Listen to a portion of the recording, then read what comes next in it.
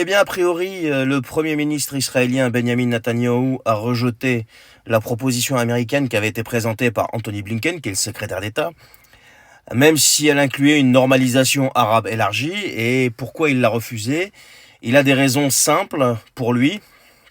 Netanyahou veut éradiquer le Hezbollah du sud Liban et refuse de transférer Gaza à l'autorité palestinienne.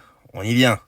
Tout doucement, mais on y vient. Ce qu'on disait il y a quelques mois, là, il commence lui-même à le dire. Il refuse de transférer Gaza à l'autorité palestinienne, qui est connue pour être modérée et pas comme le Hamas. Mais bon, il le refuse quand même. Et aussi, selon les médias israéliens, eh bien, la fameuse réponse à l'Iran, que Israël doit apporter, donc c'est une attaque, eh bien, serait imminente. Et ça a déjà été aussi signalé par l'autorité de radiodiffusion israélienne. Tout ça, les amis, ça risque de finir mais vraiment très mal. Il est décidé à embraser la région. Il y avait une normalisation de prévue avec les pays arabes. Donc ça veut dire quoi une normalisation? Ça veut dire une paix potentielle. Pourquoi il la refuse? Il veut éradiquer le Hezbollah du sud Liban. Il sait très bien que le Hezbollah, pour l'éradiquer, ça va être très compliqué.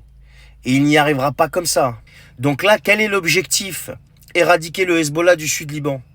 Est-ce qu'on peut commencer à croire qu'il y a une volonté d'occupation à long terme du Sud-Liban? Étant donné que quand j'écoute les colons israéliens, ceux qui sont les plus extrêmes, qui disent que ce territoire leur appartient et qu'ils veulent s'implanter sur place, il y a même une association qui a le logo de l'étoile de David avec le cèdre au milieu, donc le cèdre du Liban, et qui ont des prétentions de ce genre en fait. Donc je sais pas. Encore une fois, je repose la question. Quel est le vrai but de guerre de Netanyahou?